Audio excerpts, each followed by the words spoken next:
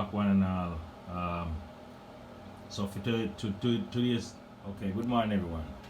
So for today's project, we'll be working on a Toro Powerlite 3.25 horsepower snowblower. Yep, we're looking outside, look like the snow.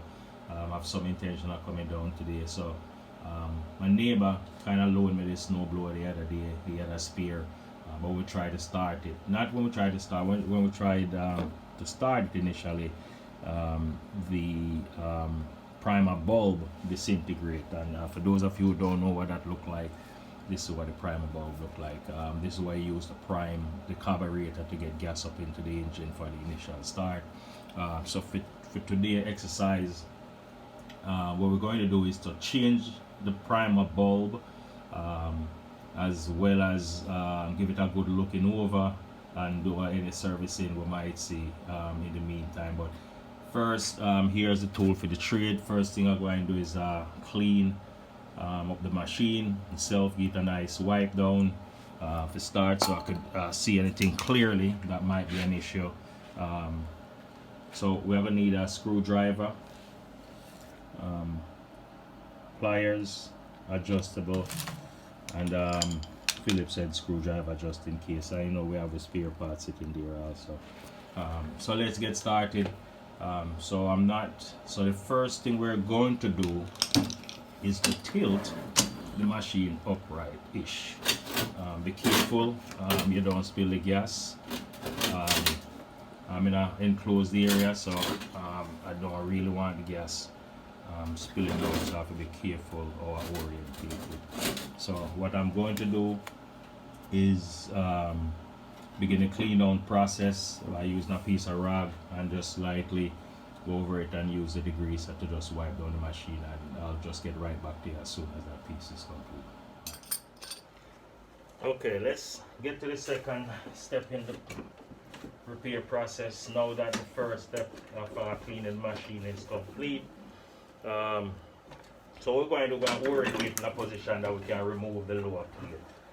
Again, as I stressed on earlier, be careful while you're doing that.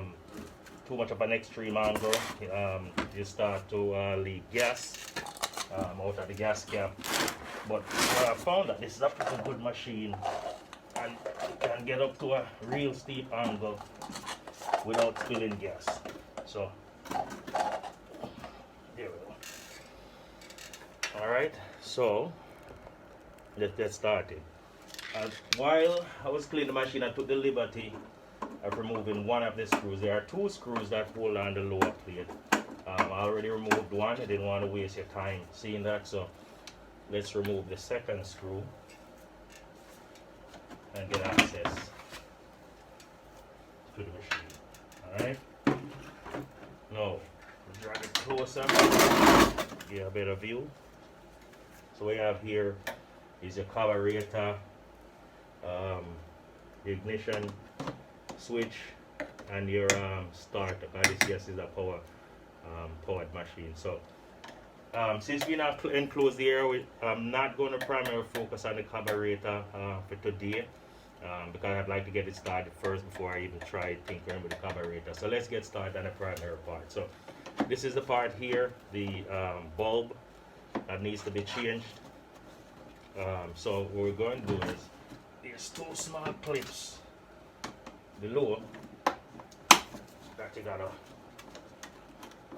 pop out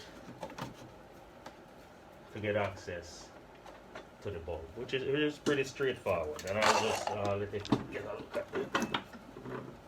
So I have the bulb out. So this is the replacement. It looked like there's no clamp on it. I thought there would probably be a clamp on it, but there's no clamp. So let's go ahead, remove the old bulb and replace it with the new one. Okay, there. Again, as I said, you have these little clips here at the back. That's all that it takes to fasten it. So what we're going to do, there's no particular orientation. We're just going to snap this into place. There's no arrow pointing up or down. So I've kind of used, you have to use a screwdriver to kind of pry in one end of the bulb. There we go. Alright, got that? Okay. So it would make sense that the machine was in storage for all that time, and I'm here doing a repair and not at least take a look at the spark plug. So to access the spark plug is through these plates. You need a screwdriver, or you can use, I think it looks like about a 5/16 socket, if not a 3/8, to remove these two screws to get into the access, to remove the access plate and get access to the spark plug. I don't really like to take a look at the spark plug. This is what the condition of the spark plug is like. It shouldn't be too bad, but who knows. And I'm not going to remove the starting flywheel handle here to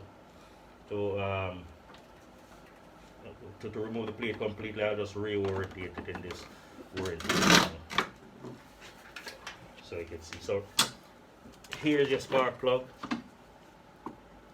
right here. So what I'll do is, it's tricky.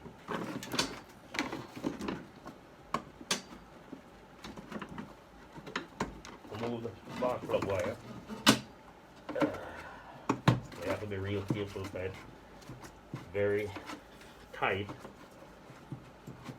and very close. So be careful with the fingers, okay? Took the liberty of in socket set. Hopefully we have the right sockets here,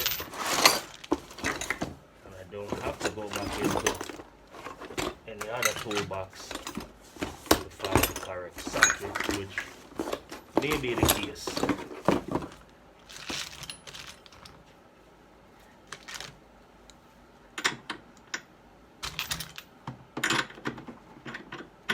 Alright, so what I'll do here, I'll pause the video and go grab another socket set that I can use to extract the spark plug and take a look at it. Alright, stay tuned.